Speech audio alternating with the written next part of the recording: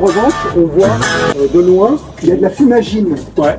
Alors, en fait, qu'est-ce qui se passe sur les bambous? Ils sont infectés par les pucerons. Il y a une quantité de pucerons industriels. Alors, qu'est-ce qu'il faut faire pour lutter contre les pucerons sur les bambous?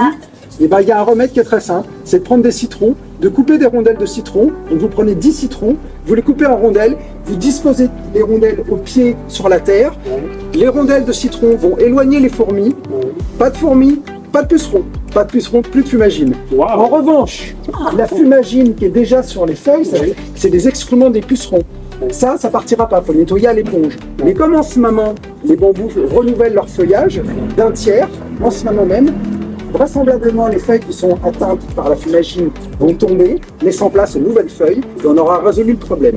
Donc vous avez compris ce qu'il vous reste à faire, acheter des citrons. La fumagine, ça vient du mot fumer. Ça ressemble à une couche de suie noire.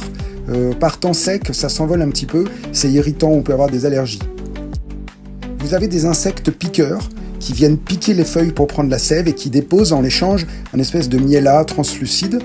Ce miella translucide est ensuite modifié par des champignons et ça devient de la fumagine. On retrouve essentiellement des champignons asomycètes, ectophytes et saprophytes. Les insectes qui sont responsables de cette fumagine sont essentiellement des cochenilles, des alerodes, des pucerons, des cicadelles ou des psylles. Le problème de la fumagine, c'est que ça réduit la photosynthèse. Donc peu à peu, si c'est très étendu, les feuilles sont asphyxiées et ça met quand même en péril l'arbre. On peut nettoyer la fumagine avec du savon noir, un mélange d'eau et de savon noir. Généralement, les bambous l'été, par exemple, s'ils ne sont pas arrosés, donc ils ont soif, les feuilles commencent à s'enrouler, la plante est fragilisée. Quand la plante est fragilisée, toutes les petites bestioles, tous les insectes piqueurs sont friands des plantes fragilisées. Plus la plante est fragilisée, plus les insectes vont attaquer la plante, plus la fumagine va se développer. Donc la vraie solution est surtout de renforcer la plante, donc de lui mettre un peu d'engrais, de bien l'arroser, de lui donner un bon terreau, enfin de lui donner une bonne terre, etc. Ça, c'est déjà aller au-devant des problèmes.